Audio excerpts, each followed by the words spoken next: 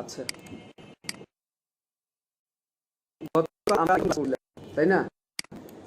আমরা গতকাল যোগ বিয়োগ গুণ ভাগ এবং পার্সেন্ট বের করা দেখছি। তো আজকে করব ফর্মুলার সাহায্যে কিভাবে যোগ করা যায়, অ্যাভারেজ বা গড় বের করা যায়, এরপরে কিভাবে সব থেকে বড় সংখ্যা কিভাবে সব থেকে ছোট সংখ্যা বের করা যায়, এগুলো শিখব। বুঝতে পারছেন? এর পাশাপাশি আমরা আজকে এক্সেলের দুইটা কাজ করব, একটা হচ্ছে ব্যাংক অ্যাকাউন্ট আর একটা হচ্ছে আমরা স্যালারি শিট করব। তো তার আগে আমি কি করব, গতকালের ক্লাসটা একটু আমি 1 মিনিটের মধ্যে রিভাইজ দিব। আমরা কালকে যোগ করছিলাম কিভাবে, আগে আমরা এখানে সংখ্যা টাইপ করছিলাম এরকম করে, এরপর আমি এটা দিয়ে যোগ করি, আগে ইকুয়াল ব্যবহার করছি, এরপরে আমরা কি করছি, যে ঘরের যে সেলের মধ্যে সংখ্যা আছে ওই সেলে ক্লিক করছি, এরপরে আমরা সাইন চিহ্নটি মানে ব্যবহার করছি যে আমি যোগ করব না বিয়োগ করব। আমি যোগ করব এই জন্য প্লাস দিলাম, এরপরে এই ঘরে একটা ক্লিক করে ইন্টার, তাই না? এরপরে বাকি বের করার জন্য আমরা কি করব, মাউসের পয়েন্টার আমরা এইখানে নিয়ে গিয়ে দেখেন এবার চিকন প্লাস আসছে, এবার টান মারবো, এটা হচ্ছে কি যোগ। এরপরে যদি আপনি বিয়োগ করতে চান, ধরেন আমি এই দুটো বিয়োগ করবো, এখানে ফলাফল বসাবো, এখানে ক্লিক করলাম, মাইনাস, এখানে দেখেন আমাদের এখানে -7 আসছে। 7 আসাটাই স্বাভাবিক, কারণ আমরা 45 থেকে 52কে বিয়োগ করছি। আমি যদি এখানে 45-এর জায়গায় 80 করে দিই, তখন আমাদের আর মাইনাসটা থাকবে না। বুঝতে পারছেন? দেখেন এখানে আপনার যোগটা পরিবর্তন হয়ে গেল, কারণ এটা মিলে তো আমরা এখানে যোগ করছি, তাই না? এরপরে যদি আমি গুণ করি, এটা গুণ করব, আমি ফলাফলটা এখানে বসাবো, ইকুয়াল এটা গুণন এটা, যে গুণ হয়ে গেল। এরপরে যদি আপনি এটাকে ভাগ করতে চান 28 দিয়ে, আপনি সেটাও করতে পারেন, ইকুয়াল এটাকে আমি ভাগ দিলাম 28 দিয়ে। বুঝতে পারছেন? বা যদি আপনাকে বলা হয় 500 টাকার আপনি 3% বের করেন, ইকুয়াল যে সংখ্যাটা আপনি পার্সেন্ট বের করবেন ওই সংখ্যাটাকে আগে ক্লিক করবেন, গুণন 3%। ঠিক আছে? এইভাবে আমরা গতকালে কাজগুলো করছিলাম। তো আজকেও আমরা এই কাজগুলোই করব, কিন্তু ফর্মুলা ব্যবহার করে করব। দেখেন আমি এখানে সংখ্যা টাইপ করতেছি, অনেকগুলো সংখ্যা নিচ্ছি। যদি আপনারা একটা ফর্মুলা বুঝে যান, তাহলে আপনার 4টা বা 5টা ফর্মুলার কাজ করতে পারবেন। যদি একটা বোঝেন, যদি সামের বোঝেন, তাহলে অ্যাভারেজ, ম্যাক্সিমাম, মিনিমাম সব করতে পারবেন। আচ্ছা দেখেন, এই যোগটা, এই সংখ্যাগুলো আমি কি করব, যোগ করব। আমি তো জানি একটা একটা করে যোগ করা যায়, কিন্তু একটা একটা করে যোগ করতে গেলে আমাদের সময় খুব বেশি লাগবে। আর আমরা কম্পিউটারটা ব্যবহার করি আমাদের কাজগুলো দ্রুত গতিতে করার জন্য। তো দ্রুত গতিতে করার জন্য বা যোগ করার জন্য যে ফর্মুলাটা আছে সেটা হচ্ছে সামের ফর্মুলা। আপনি আগে ইকুয়াল ব্যবহার করবেন, ইকুয়াল দিয়ে লিখবেন SUM, সাম, সামেশন যেটাকে বলে। সাম মানে হচ্ছে কি সমষ্টি। দেখেন এইখানে সাম লেখা আসছে, এখানে যদি আমি ডাবল ক্লিক করি তাহলে ফার্স্ট ব্র্যাকেট সহ চলে আসবে। আর যদি আমি এখানে ডাবল ক্লিক না করি তাহলে আপনাকে ফার্স্ট ব্র্যাকেটটা বসাইতে হবে। আপনি শিফট চেপে ধরে 9 প্রেস করলে ফার্স্ট ব্র্যাকেটটা চলে আসবে। আর যদি আমি ফার্স্ট ব্র্যাকেট না দিই, তাহলে যদি আমি এখানেই ডাবল ক্লিক করি ফার্স্ট ব্র্যাকেটটা চলে আসছে। ঠিক আছে? এরপরে এখানে বলতেছে নাম্বার 1, নাম্বার 2, নাম্বার 3, মানে আপনি যতগুলো সংখ্যা যোগ করবেন সবগুলোর সংখ্যাকে মানে সিলেক্ট করতে বলতেছে। এভাবে কিন্তু না, এটা প্লাস এটা প্লাস এটা প্লাস, এভাবে কিন্তু না। এইভাবে করতে গেলে আমার সময় লাগতেছে, আর সময় থেকে আমি বাঁচার জন্য আমি ফর্মুলাটা ব্যবহার করতেছি। সেখানে যদি আমি এভাবে যোগ করি তাহলে আমার আগেরটাই তো ভালো ছিল, ওখানে আর সাম লেখার প্রয়োজন হয় নাই। তাহলে আপনি কি করবেন, সাম লেখার পরে ফার্স্ট ব্র্যাকেট দিয়ে সবগুলো সংখ্যাকে সিলেক্ট করবেন। করছেন? এখন এইখানে দেখেন C3 অনুপাত G3। C3 হচ্ছে কোনটা? ওয়ালাইকুম আসসালাম। C3 হচ্ছে 45 অনুপাত G3, মানে C3 থেকে G3 যতগুলো অনুপাত রাশি আছে ওই অনুপাত রাশিগুলোর আপনি কি বের করবেন, সাম বের করবেন। সাম মানে কি? যোগ। সাম মানে যোগ, মানে এই যতগুলো সংখ্যা আছে এই সংখ্যাগুলো আমি কি বের করব, যোগ করব।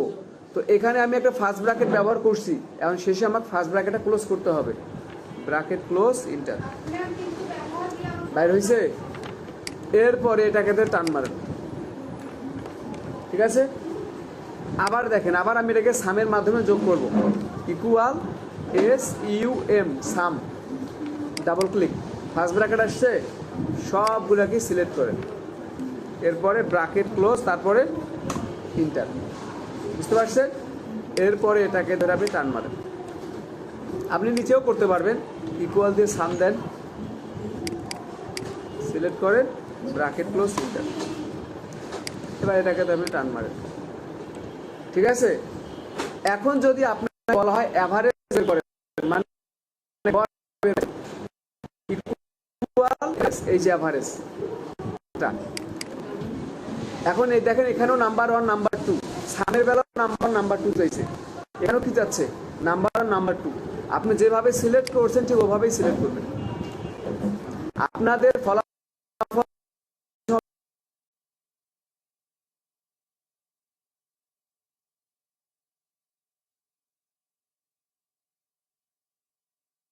দেখেন। এরপর আমি কি করব, ব্র্যাকেটটা ক্লোজ করলাম, ইন্টার মারলাম, এবার দেখেন কি বের হইল, গড় বের হইল। আমরা গড় জানি, তারপরে ভাগ 1 2 3 4 5 6 7, এই 7টা সংখ্যা যোগ করব, এরপর 7 দিয়ে ভাগ দিলে কি হচ্ছে আসে। তো আমরা এটা অ্যাভারেজের ফর্মুলা দিয়ে খুব সহজে এটা বের করতে পারি। এরপর এটাকে তো টান মারেন, সবার অ্যাভারেজ বের হয়ে আসবে। দেখেন আমি ফর্মুলা বারে যদি একটু যাই, দেখেন এখানে কি লেখা আছে অ্যাভারেজ, মানে আমি এই সেলের মধ্যে অ্যাভারেজের ফর্মুলা দিয়ে আমি কাজ করছি। এখন যদি আমি এই অ্যাভারেজটাকে এখান থেকে কেটে দিয়ে সাম লিখি, তাহলে ফলাফল আমার চেঞ্জ হয়ে যাবে, আমার তখন যোগ আসবে। দেখেন এই দেখেন যোগ চলে আসছে এখানে, বুঝতে পারছেন? আপনাদের ফলাফল চেঞ্জ হবে এখানে, এই লেখাটার উপরেই চেঞ্জ হবে। আমি অ্যাভারেজ লিখতেছি, বুঝতে পারছেন? এরপরে হচ্ছে আমি এখান থেকে সব থেকে বড় সংখ্যাটাকে বের করব, যে সংখ্যাটা বড়। আর সব থেকে বড় সংখ্যা বের করার ফর্মুলা হচ্ছে ম্যাক্সিমাম, ম্যাক্স দিয়ে ইকুয়াল MAX, ম্যাক্স, এই যে ম্যাক্স। যেভাবে যোগ করছেন, যেভাবে অ্যাভারেজ করছেন, ওইভাবেই সিলেক্ট করেন সবগুলোকে।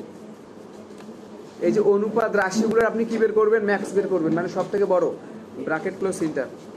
দেখেন এখানে সব থেকে বড় সংখ্যাকে 610 এই শাড়িটার জন্য। ঠিক আছে, এখন যদি আমি এই 85-র জায়গায় 800 করে দেই, যখন আমি 800 করে দিব, আমার ম্যাক্সিমাম চেঞ্জ হয়ে যাবে, আমার অ্যাভারেজ চেঞ্জ হবে, আমার টোটাল চেঞ্জ হয়ে যাবে।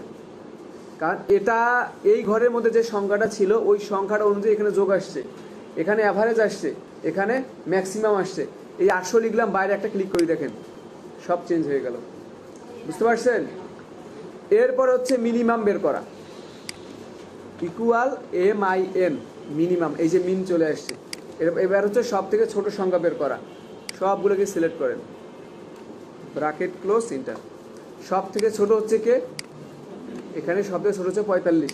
এখন যদি আমি এখানে 10 টাইপ করি, তাহলে আমার সবগুলো ফলাফল চেঞ্জ হবে, আমার যোগ চেঞ্জ হবে, অ্যাভারেজ চেঞ্জ হবে, ম্যাক্সিমাম মিনিমাম সব চেঞ্জ হয়ে যাবে। দেখেন বাইরে একটা ক্লিক করলাম, দেখেন চেঞ্জ হয়ে গেল, বুঝতে পারছেন? এরপরে হচ্ছে কাউন্ট। কাউন্টের কাজ হচ্ছে আপনার এখানে কতগুলো সংখ্যা নিয়ে আপনি কাজ করছেন, সেম নিয়ম, ইকুয়াল কাউন্ট লেখেন, এই যে কাউন্ট, সবগুলোকে সিলেক্ট করেন, ব্র্যাকেট ক্লোজ ইন্টার। এখন আপনি গুণে দেখেন 10টা সংখ্যাই আছে এখানে, এই যে 1 2 3 4 5 6 7 8 9 10, বুঝতে পারছেন? তাহলে আপনি সাম যেভাবে করলেন ঠিক ওভাবেই অ্যাভারেজ, ওভাবে মিনিমাম, ওভাবে ম্যাক্সিমাম, ওভাবে কাউন্ট। এখন আমি যে কাউন্টের জায়গায় যদি আমি কাউন্টটাকে ডিলিট করে দিয়ে ম্যাক্সিমাম লিখি, তাহলে কি আসবে, সব থেকে বড় সংখ্যা, মিনিমাম লিখলে ছোট সংখ্যা, অ্যাভারেজ লিখলে গড়, সাম লিখলে যোগ আসবে, বুঝতে পারছেন? এই যে কাজটা আপনি করলেন, ফর্মুলা দিয়ে যে কাজটা করলেন, এই কাজগুলো কিন্তু ফর্মুলা ছাড়াও করা যায়। এখন আমি যদি আপনাদের ফর্মুলা ছাড়াই কাজটা দেখাই, আপনারা বলবেন যে এই কাজটা তো সহজ ছিল, ওটা কেন দেখাইলেন না? এটা দেখার সুবিধা, মানে এটা দেখার কারণ হচ্ছে আপনাদের পরীক্ষায় প্রশ্ন আসে যে আপনার নিচের কোনটি আপনার যোগের ফর্মুলা বা কোনটি দিয়ে যোগ করা যায়। অপশন আছে, ক নাম্বার হচ্ছে অ্যাভারেজ, গ নাম্বার হচ্ছে আপনার, খ নাম্বার হচ্ছে ম্যাক্স, গ নাম্বার সাম, ঘ নাম্বার হচ্ছে আপনার মনে করেন মিনিমাম। এখন যদি আমি এই ফর্মুলাটা আপনাদের না দেখাইতাম, তাহলে আপনারা ওই জিনিসটা মানে বুঝতে অসুবিধা হয়ে যাইতো, বুঝতে পারছেন? দেন কীভাবে ফর্মুলা ছাড়া করা যায়, আপনি যে কোনো পদ্ধতিতে করতে পারেন, যে কোনো পদ্ধতিতে।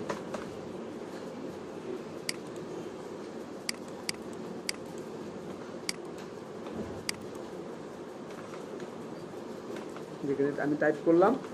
এরপরে দেখেন এখানে আপনার কোনো সমান ইউজ করতে হবে না, একবারে সিলেক্ট করবেন। এই যে দেখেন উপরে অটো সাম লেখা আছে, এইখানে যদি আপনি যান এখানে সাম পাবেন, অ্যাভারেজ পাবেন, ম্যাক্স মিনিমাম সব আছে। সামে একটা ক্লিক করেন, যোগ আসছে। আবার যদি আপনি এখানে অ্যাভারেজে ক্লিক করেন, দেখেন গড় বের হয়ে গেল। আবার যদি আপনি এখানে কাউন্ট দেন, দেন কাউন্ট বের হয়ে গেছে। আপনি যদি এখান থেকে সব বের হয়ে, আপনি যদি এখান থেকে মিনিমাম দেন, দেখেন সব থেকে ছোট সংখ্যাটা বের হয়ে গেছে এখানে দেখেন। বুঝতে পারছেন? এই যে দেখেন আরেকবার করে দেখাই আপনাদের। আমি এই সংখ্যাগুলোকে যোগ করব, এইখান থেকে আমি সামে ক্লিক করলাম, দেখেন সাম বের হয়ে গেল। এটাকে তো টান মারেন, ঠিক আছে। এরপর আমি এই সংখ্যাগুলোর মধ্যে গড় বের করব। এটা তো আমার টোটাল, আমার টোটালটা গড় বের করতে হবে না। এই সংখ্যাগুলোকে আমি সিলেক্ট করলাম, এরপরে এখান থেকে অ্যাভারেজে ক্লিক করলাম, দেখেন গড় বের হয়ে গেছে এখানে অটোমেটিক। এটাকে তো টান মারেন। আবার এই সংখ্যাগুলো থেকে আমি সব থেকে বড় সংখ্যাটা বের করব। এই যে দেখেন ম্যাক্সিমামে ক্লিক করলাম, দেখেন সব থেকে বড় সংখ্যাটা বের হয়ে গেল এখানে 88। এরপরে সিলেক্ট করলাম সব থেকে ছোট সংখ্যা, এই যে দেখেন মিনিমাম দিলাম, দেখেন সব থেকে ছোট সংখ্যাটা বের হয়ে গেছে। আবার যদি আমি কাউন্টে ক্লিক করি, সিলেক্ট করলাম বা সবগুলোকে সিলেক্ট করলাম, এখান থেকে দেখেন কাউন্টে ক্লিক করতেছি, এই দেখেন কাউন্ট সব থেকে আপনার ছোট সংখ্যা কি হচ্ছে, বেড়ে আসতেছে। বুঝতে পারছেন? এরপরে এখানে আরেকটা সুবিধা হচ্ছে কি দেখেন, আমি যদি এখানে জানুয়ারি মাস লিখি, এই যে আমি জানুয়ারি লিখলাম, আমার কিন্তু পরবর্তীতে আর কোনো মাসের নাম লিখতে হবে না। এই যে কর্নার ধরে টান মারেন, সবগুলো মাস চলে আসবে। এরপরে যদি আমি এখানে লিখি, সানডে লিখি, এই যে টান মারবো, সব চলে আসবে অটোমেটিক। বুঝতে পারছেন? আবার অনেক সময় এখানে আপনারা একটা কাজ আসবে, সেটা হচ্ছে কি, এই যে ফার্স্ট ডে লিখতে হবে। আমার এই এসটিটা উপরে যাবে, কিন্তু আমাদের এখানে কি সুপার স্ক্রিপ্ট অপশন আছে? আমরা যদি ওয়ার্ডের মধ্যে যাই, আমরা কিন্তু এখানে দেখতে পাবো আমাদের সুপার স্ক্রিপ্ট অপশন এখানে আছে, সাবস্ক্রিপ্ট আছে, সুপার স্ক্রিপ্ট আছে, কিন্তু এইখানে দেখেন নাই। আছে কি এইখানে? তাহলে কি করবেন আপনারা, কি করবেন, এই এসটিটাকে আগে সিলেক্ট করবেন। সিলেক্ট করছেন, করার পরে এই যে ফন্ট গ্রুপের যে অপশনটা আছে, অ্যাডভান্স অপশনটা, এখানে ক্লিক করবেন। করার পরে এই যে সুপার স্ক্রিপ্ট লেখা আছে এখানে, এখানে একটা ক্লিক করেন। এরপরে কি করবেন, ওকে উপরে গেছে। এরপর এটাকে তো আপনি টান মারেন যতদূর পর্যন্ত যাওয়া যায়, চলে আসছে। বুঝতে পারছেন? আরেকবার দেখেন, ফার্স্ট ডে লিখলাম, এই এসটিটাকে সিলেক্ট করলাম, এখান থেকে আমি যাব সুপার স্ক্রিপ্ট, এরপরে ওকে, এটাকে তো টান মারেন। বুঝতে পারছেন? আর পুরো লেখাটাকে যদি আপনি ডিলিট করতে চান বা সিলেক্ট করতে চান, আচ্ছা এখানে আরেকটা জিনিস দেখাই। ধরেন আপনি এই শীটটার নাম পরিবর্তন করবেন, এখানে কি করবেন, ডাবল ক্লিক করতে পারেন বা এর উপরে রাইট বাটন ক্লিক করে রিনেম। এখন এখানে আপনি নাম দিতে পারেন যে আপনি যে কোনো একটা নাম দিতে পারেন। আমি ধরেন এখানে দিলাম ক্যাশ মেমো, দেখেন আমার এটার নাম চেঞ্জ হয়ে গেল। বুঝতে পারছেন? আবার আপনি যদি চান যে আমার এই যে শীটটা আছে, এই শীটটা আমি একটা কপি বের করব, ডুপ্লিকেট কপি, এর উপরে রাইট বাটন ক্লিক করবেন, মুভ আর কপি নামে একটা অপশন পাবেন, এখানে ক্লিক করেন। এই যে আপনি কোনটার কপি বের করবেন, এখানে আমার একটাই শীট আছে, এই জন্য একটা দেখাচ্ছে। আমি ক্যাশ মেমোতে ক্লিক করলাম, এরপরে ক্রিয়েটে কপি, তারপরে ওকে, দেখেন ক্যাশ মেমো 2 এসছে। এটা হচ্ছে ক্যাশ মেমো 1, এটা হচ্ছে কি ক্যাশ মেমো 2, দুইটার মধ্যে কিন্তু একই জিনিস আছে। আর যদি ডিলিট করতে চান, এর উপর রাইট বাটন ক্লিক করে ডিলিট দেন, এটা ডিলিট হয়ে যাবে আপনার। বুঝতে পারছেন? আর পুরো লেখাটাকে সিলেক্ট করবেন, করার পরে আপনি কিবোর্ড থেকে ডিলিট প্রেস করবেন, ব্যাক স্পেস না। বুঝতে পারছেন?